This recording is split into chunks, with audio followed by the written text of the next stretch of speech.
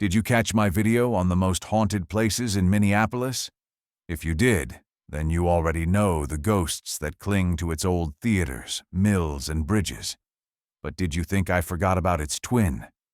Not a chance. Tonight, we cross the river into St. Paul, a city that looks calm under the glow of its streetlights, but carries a history just as restless, just as haunted, as Minneapolis. St. Paul and Minneapolis weren't always the famous pair we know today. St. Paul began as a rough-and-tumble settlement along the Mississippi, with a chapel on one side and saloons on the other. It grew because the river made it a natural gathering point, a place where traders and travelers had to stop before pushing further north. Minneapolis, on the other hand, rose with the power of St. Anthony Falls, mills, factories, and smoke, turning it into a booming city almost overnight. While one city became the state capital, the other became the state's industrial engine, and together they shaped Minnesota's future. The two grew side by side, but not without rivalry. Minneapolis wanted to be the modern metropolis, with its skyscrapers, industry, and ambition. St. Paul, proud and political, held the title of the capital city, guarding its traditions and power. They were connected by geography but divided by personality. Siblings that shared the same river, but each determined to outshine the other.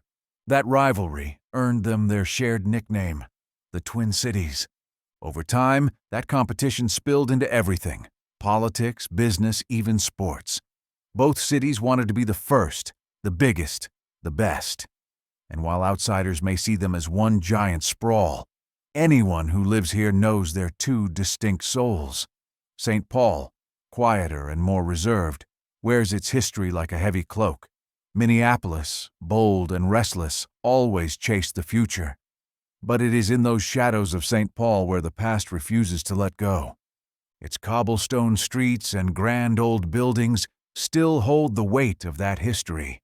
From mansions on Summit Avenue to the echoing halls of the Capitol, the city carries memories that refuse to die. You can feel it walking through its neighborhoods, like the air is thicker, charged with whispers of what came before.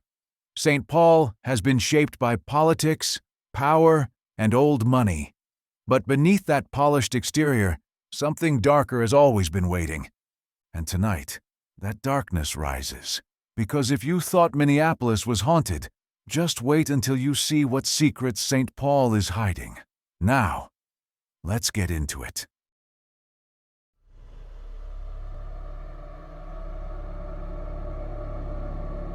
Are you ready for some haunted history? Welcome to Screamville.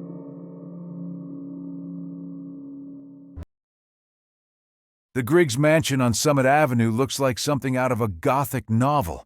And honestly, that's fitting, because the stories about it could fill a whole library of spooky tales. Built in 1883 by Chauncey Griggs, a Civil War veteran turned wealthy grocer, the house was a statement piece. 4 floors, sandstone walls, and enough rooms to get lost in. The funny part? The Griggs family only lived there for about 4 years before skipping town to Tacoma. Imagine spending a fortune on a mansion, then abandoning it like it was just another bad Minnesota winter coat. The house went on to have a long, weird career. It survived a fire in 1910, later served as an art school, then became apartments. During its art school days, students claimed strange things would happen in the halls. Footsteps when no one was around. Canvases seeming to shift positions. When the building got quieter in its apartment years, the ghost stories just seemed to get louder. The most famous tale tied to Griggs Mansion is the maid who hanged herself on the 4th floor around 1915. Heartbroken after a failed romance, she supposedly chose the mansion's staircase as her final stage. Ever since, people walking the halls there have reported cold chills, waves of sadness, and sightings of a pale figure drifting on the landing. Ghost tours love to highlight her, because who doesn't enjoy a tragic love story when it comes with a side of paranormal drama? But she isn't the only one said to linger. A former caretaker named Charles Wade is rumored to haunt the library. Guests say books mysteriously fall off shelves or shuffle around on tables. One person even claimed it felt like someone brushed past them while they were reading. Maybe Charles just wanted a little peace and quiet, and got annoyed at being interrupted.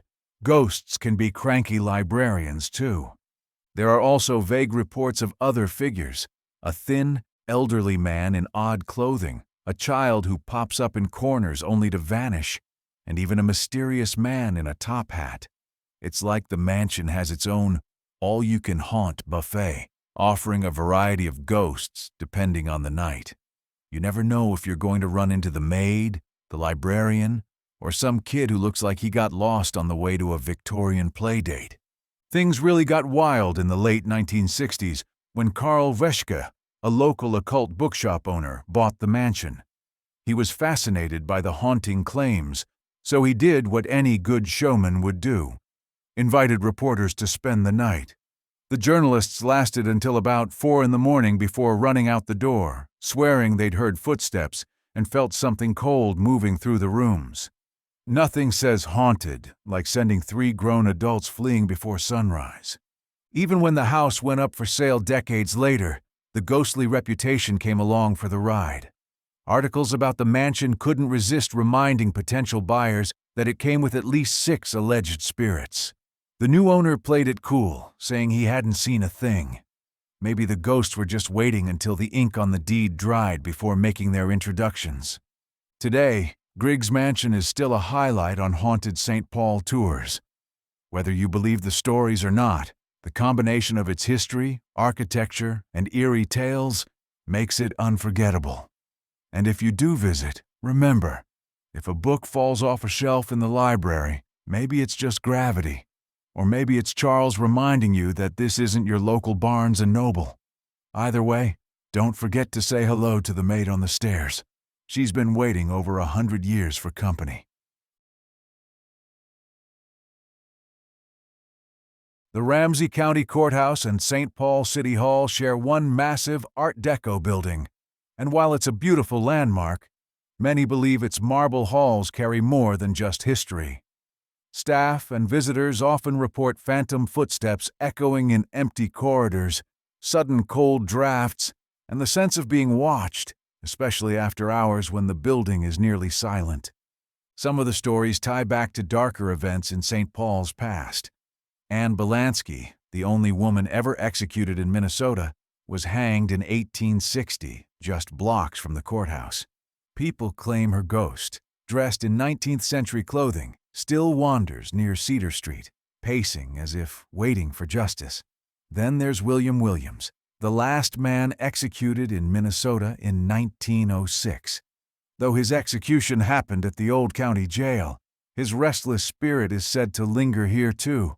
Some claim to see a shadowy figure hanging or hear low moans in the courthouse halls. Other tales are tied directly to the building itself. Custodians have described phantom conversations in empty offices. Clerks have heard heels clicking across the marble floors when no one's there, and files have been mysteriously disturbed. A strange favorite among staff is the story of a ghostly shoeshine boy. People have spotted him crouched as if polishing shoes, only for him to vanish the moment they look directly at him. By day, the building is alive with government work and public tours. But by night, the Grand Memorial Hall, with its golden ceiling and statue of peace, feels like a silent shrine where history and ghost stories overlap. Whether it's Belansky searching for justice, Williams reliving his tragic end, or the shoeshine boy at eternal work, the courthouse remains a place where the past refuses to stay buried. Back in the mid-1800s, St. Paul's sandstone bluffs were carved out for silica mining. Those man-made hollows later became the country's first commercial mushroom farm, which is already strange enough to qualify as the start of a ghost story. By 1933, the caves transformed into the swanky Castle Royale nightclub, a place where you could dance, drink, and dodge the law. Over the years, the space played host to restaurants, a disco in the 70s, and eventually today's Wabasha Street Caves event hall. It's the kind of location where history sticks to the walls, along with a few bullet holes. The gangster connections are where things start to sound like a Martin Scorsese fever dream. Legends claim that John Dillinger, Babyface Nelson, and the Barker brothers once sipped gin here, though whether they actually showed up is anyone's guess. What's not in doubt are the gangster vibes. A fireplace inside the caves still bears bullet holes, evidence of some long-forgotten quarrel. The most famous tale involves 4 mobsters playing cards when a mysterious man barged in with a Tommy gun. By morning, 3 of them were supposedly dead, and the bodies vanished, leaving only holes in the wall. St. Paul cops must have had the easiest unsolved mysteries filing system in the country. Naturally, where gangsters went, ghosts were bound to follow. Staff and guests have reported everything from flickering lights to mysterious footsteps echoing through empty corridors. Tour guides joke about chandeliers swinging for no reason, unless you count invisible party crashers as a reason. October is said to be the ghosts' busy season, as if they have their own version of a union contract where Halloween means double shifts. One former co-owner admitted that every single person who worked there had at least one run-in with something paranormal. Apparently, job training includes learning how to shrug when a whiskey glass levitates. As for who's haunting the joint, the suspects are as colorful as the gangsters themselves. Some visitors swear they've seen a phantom man in pajama pants wandering around, which is less Al Capone and more guy who lost a bet at poker night. Others describe a ghostly couple gliding across the dance floor after midnight, finishing a waltz that ended a century too early.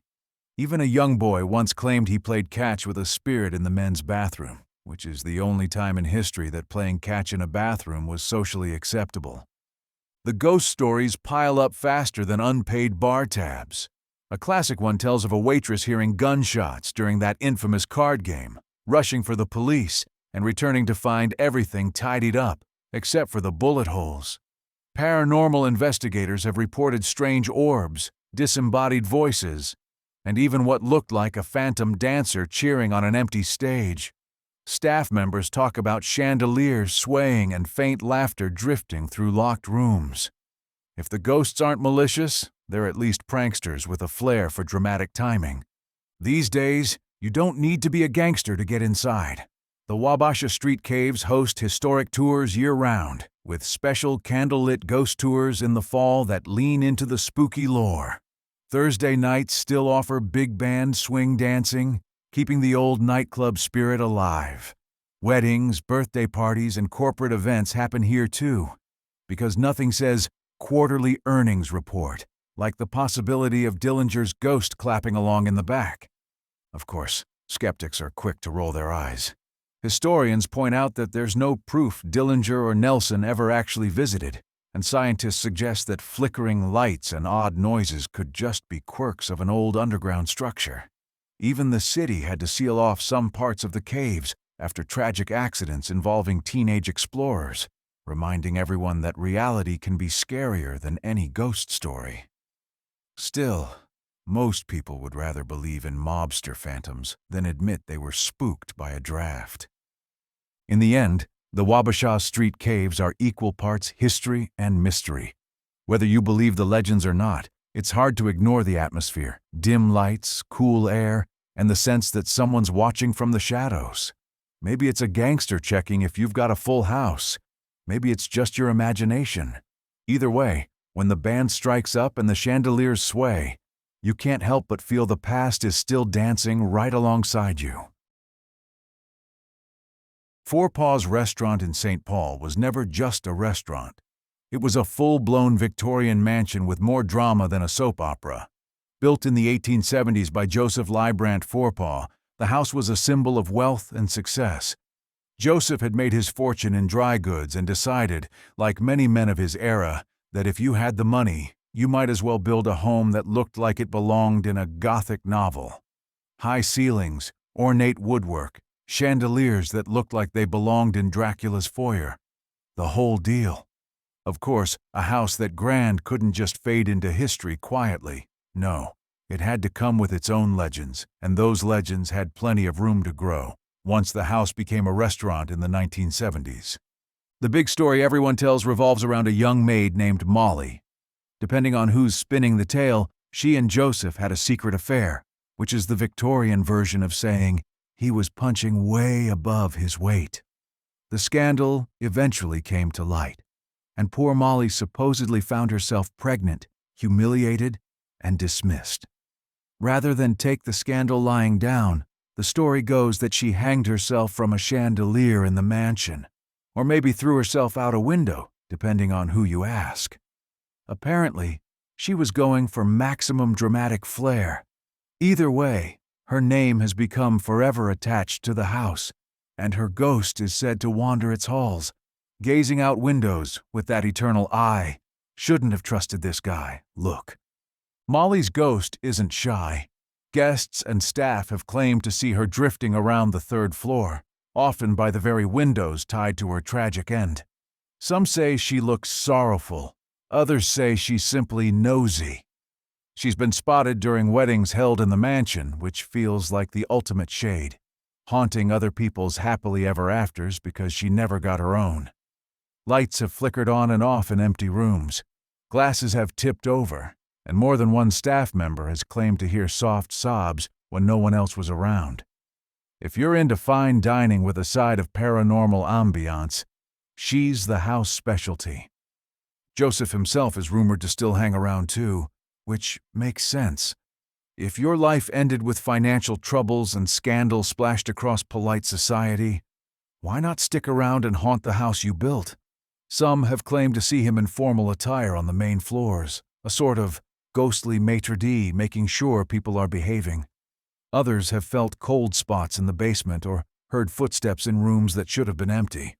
Of course, it could have just been the staff sneaking downstairs to hide from customers. But where's the fun in that explanation? The stories get juicier when you talk to employees. There are tales of tables being rearranged overnight, locked rooms mysteriously unlocked, and chandeliers swinging without a breeze. Some even insist that Molly likes to make herself known to new servers by tugging on their aprons or whispering their names. Nothing says, "Welcome to the team," like a ghostly initiation. Imagine trying to balance a tray of wine glasses while a spectral housemaid gives you a shove. Suddenly, you're in your own episode of Ghost Hunters, Fine Dining Edition. Whether you believe in the hauntings or not, the building itself does half the convincing. Walking up the creaky staircases and into dimly lit rooms lined with heavy drapes is already spooky enough. Add a little too much imagination, or maybe just a little too much wine, and it's not hard to see how someone might start thinking they saw a ghost. One guest even swore a woman in old-fashioned clothes followed them into the restroom, which is a level of awkward that transcends time and space. Victorian etiquette definitely didn't cover bathroom haunting protocol. Of course, skeptics argue that Molly's story is more legend than fact. The records about her are scarce, and some historians suggest her tragic tale was just a ghost story invented to spice up the restaurant's atmosphere. But try telling that to the diners who felt an icy chill on a summer night, or the servers who swear they heard footsteps when the place was empty. Ghosts might not be good at leaving behind paperwork, but they're great at leaving impressions. Besides, every good Victorian mansion needs at least one tragic figure wandering around. Otherwise, what's the point of having all those chandeliers? When Four Paws closed in 2019, some thought maybe the ghosts would finally rest. But when the mansion reopened after renovations, the stories started up again. Molly and Joseph, it seems, are sticking with the place, maybe because they enjoy the attention, or maybe because they just can't resist scaring the daylights out of people trying to enjoy their steak. The new owners leaned into the history, because let's face it, haunted restaurant is way better marketing than just another fancy spot with good soup. So today, Four Paws isn't just a restaurant. It's a slice of St. Paul history with a splash of tragedy, a pinch of scandal, and a heaping spoonful of spooky charm. Whether you go for the food or for a chance to meet Molly, you're stepping into a place where the past never quite left. And if your wine glass tips over on its own, don't worry. It's just Molly saying hello. Or maybe Joseph, checking to see if you left him a good tip. The Jonathan Paddleford might not be the Titanic, but it's got enough stories floating around it to keep both ghost hunters and riverboat tourists entertained. Built in 1969, this sternwheeler looks like something Mark Twain himself would have tipped his hat to. Even though it's basically a modern boat dressed up in old-timey clothes, it sails out of Harriet Island in St. Paul, cruising up and down the Mississippi while people sip drinks and imagine they're part of a Ken Burns documentary. But while most people are thinking romance and river history, a few are thinking about ghosts, because apparently even the Mississippi doesn't let a good haunting go to waste. The big story centers on a poor soul who decided to climb to the top of the pilot house one day. Now, I don't know about you, but the top of a riverboat pilot house is not exactly the safest place to hang out unless you're a bird or a superhero. Sure enough, the man lost his footing, fell into the river, and drowned. At least, that's the tale that's been whispered around for years. The details are sketchy. No date, no name, no obituary.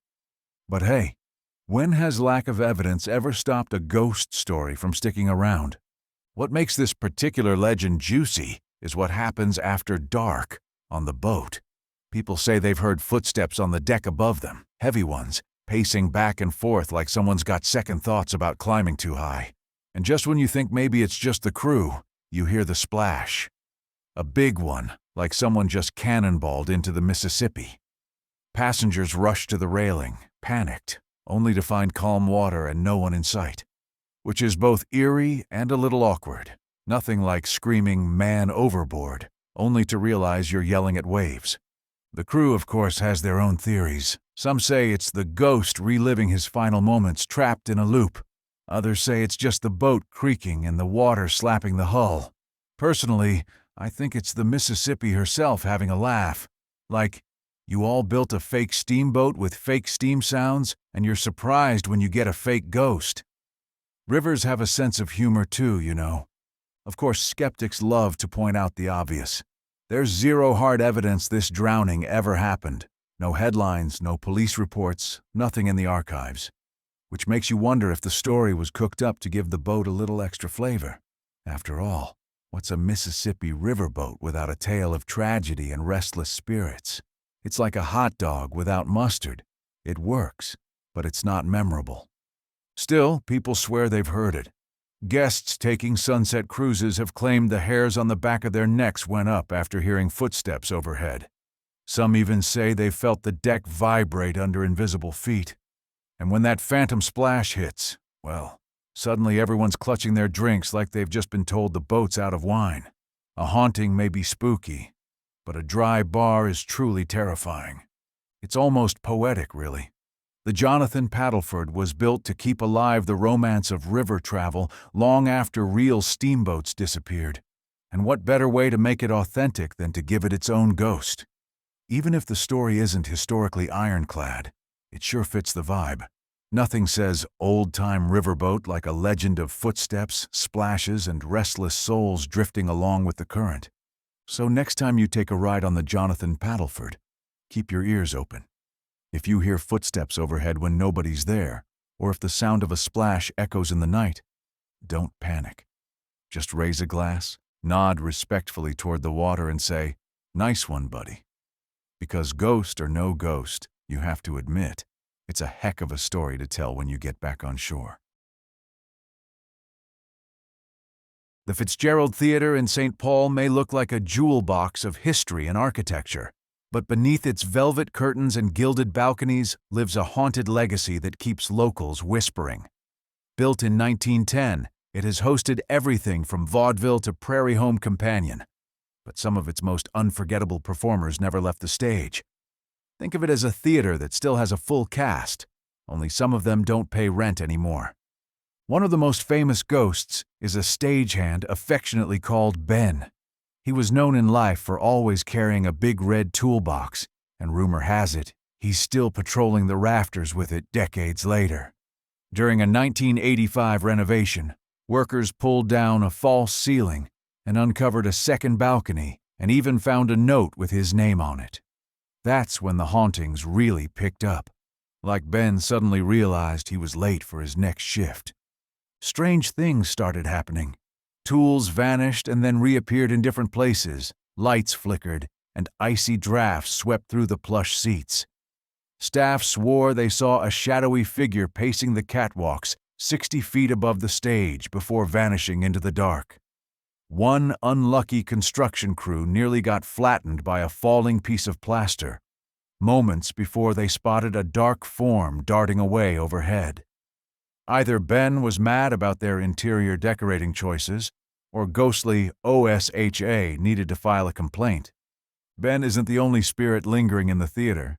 There's also Veronica, said to be a glamorous actress from decades past who refuses to give up her leading role. After hours, workers and guests claim to hear her singing, her voice echoing through the grand hall as if she's holding an encore just for herself. Imagine locking up for the night and suddenly hearing an invisible diva belting out a Broadway number. Free concert, sure, but you probably wouldn't clap. Even audience members have had run-ins with the paranormal. One person recalled being ushered to their seat in the balcony by a helpful man, only to learn there were no ushers working that section. Spoiler, that helpful man was likely Ben, proving he still takes customer service seriously. Theater staff joke he deserves a time card since he keeps showing up for work, even from beyond the grave. Contractors working late have reported feeling watched, only to find their supplies mysteriously moved when they turned their backs. One poor guy left his carpet tools for a moment and returned to find the entire roll of carpet shifted across the balcony. If you've ever tried moving carpet alone, you'd know that's a task only the living, or the very determined dead, could manage. The Fitzgerald's ornate architecture adds to its haunted charm. With nearly 1,000 seats, perfect acoustics, and hidden balconies, the place is practically designed for ghosts to linger. It's no wonder both Veronica and Ben have chosen to keep performing their own afterlife acts, one with her voice and the other with his toolbox. Locals have embraced the legends, half afraid and half amused. Staff laugh about their phantom co-workers, while visitors lean in to catch an otherworldly song drifting through the auditorium. So next time you're in St. Paul, skip the cheap jump-scare haunted houses and head to the Fitzgerald. You might just find yourself with the best seat in the house, sitting next to a ghost who's been attending shows longer than anyone alive. The Gibbs farmhouse in St. Paul looks like the kind of place where you'd expect apple pies cooling on the windowsill, not ghost boys peeking out of upstairs bedrooms. Built in 1854 by Jane and Heman Gibbs, it's now a historical museum showing what pioneer life was like. But under all that wholesome, little house on the prairie charm lies a story that has made generations of visitors whisper and shiver, mostly thanks to the ghost of 9-year-old Willie Gibbs. In 1867, disaster struck when a prairie fire swept through the land. The Gibbs family fought the blaze, but young Willie inhaled too much smoke. He didn't die in the fire itself, but a few days later from the damage to his lungs. Locals say Willie never really left, and honestly, if you were a 9-year-old stuck in the 1800s, would you want to cross over to the great beyond? Or would you rather spend eternity sneaking toys out of display cases and rocking in chairs you're not supposed to? Reports of Willie's ghost always sound more like a kid misbehaving than a monster haunting. Museum staff have arrived in the morning to find toys spread across the rug, even though they were locked up the night before. Doors open and close like someone's running through the house playing tag. And the old rocking chair has a mind of its own, moving just enough to make you wonder if Willie's in the middle of an eternal nap, or laughing at you for looking so nervous. Sometimes the playful ghost decides to up his game. A police officer checking the farmhouse after hours once swore he saw a little boy's face staring down from an upstairs window. A tour guide claimed she looked into a bedroom and found a child standing there, only for him to vanish into thin air seconds later. And one unlucky staff member reported that neatly made beds suddenly showed the weight of someone lying on them. Apparently, Willie still likes a good nap after a long day of being dead. That said, not everyone at the museum buys into the spookiness. The assistant site manager once laughed that in over a decade she never saw or heard a single ghost. In her mind, the scariest thing at the farmhouse is probably a field trip bus full of second graders hopped up on juice boxes. But ghost stories have a way of sticking, especially when kids and toys are involved. It's basically paranormal peanut butter and jelly. Interestingly, the museum doesn't exactly roll out the red carpet for paranormal investigators. They've been known to discourage ghost hunters from camping out with EVP recorders, claiming that Willie doesn't need a bunch of adults annoying him when he's trying to play. Still, local ghost tours sometimes sneak the Gibbs farmhouse onto their lists, telling visitors to keep their eyes peeled for toys out of place or that eerie rocking chair. Whether you believe it or not, Willie's legend has spread across Minnesota folklore. Travel blogs, ghost story lists, and even casual Facebook groups repeat the same details: the tragic fire, the toys, the footsteps, the window sightings. It's all just enough to make you side-eye the farmhouse a little differently, even when all you came for was a history lesson about pioneer life and the Dakota people. At the end of the day, Willie isn't exactly the terrifying type. He's more Casper than Conjuring, more prankster than Poltergeist. Maybe that's why the story has stuck. He's the kind of ghost who doesn't scare kids away, but makes them lean in, wide-eyed, hoping to see something move on its own. If you ever visit Gibbs farmhouse, don't be surprised if you leave with a history lesson, a newfound appreciation for frontier life, and maybe, just maybe, a toy mysteriously out of place.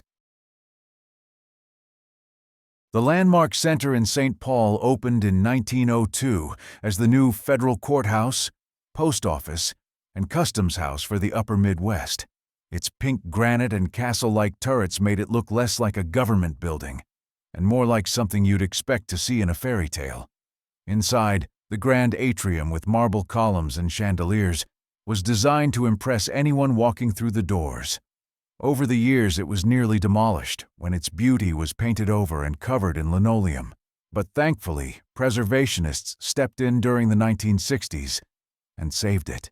Today, it serves as a cultural hub, but it also moonlights as one of the city's most haunted landmarks. During Prohibition and the gangster era, the Landmark Center saw some of Minnesota's most infamous trials. Courtroom 317 is where names like Machine Gun, Kelly, Alvin, Creepy, Carpus, and John Dillinger's girlfriend Evelyn Frechette had their day in court. This building was basically St. Paul's version of a true crime Netflix special. One of the most dramatic episodes came when Jack Pfeiffer, a speakeasy owner convicted for helping the Barker Carpus gang in kidnappings, decided he didn't want to spend 30 years in prison. He swallowed cyanide in his cell and died right there in the building. That's the sort of thing that tends to leave a lasting presence. It's no surprise that Jack Pfeiffer's ghost is said to be the building's most active. Reports say he likes to appear in a gangster suit and has a particular fondness for the third-floor women's restroom. Ladies have claimed to see him lurking by mirrors or sinks, giving them the kind of stare that makes you wish ghosts could be banned for harassment. One woman even swore she saw a shadowy man leap onto her desk late at night. Talk about poor office etiquette.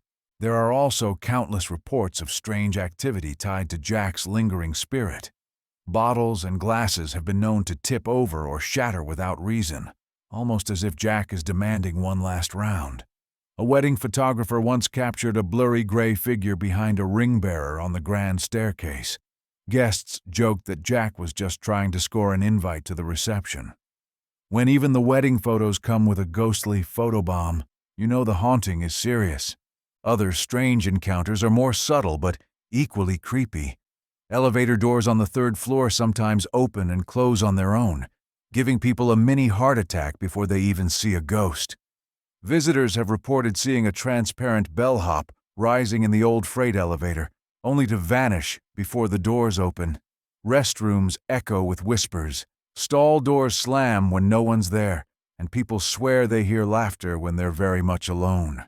Imagine trying to wash your hands while an invisible audience giggles behind you.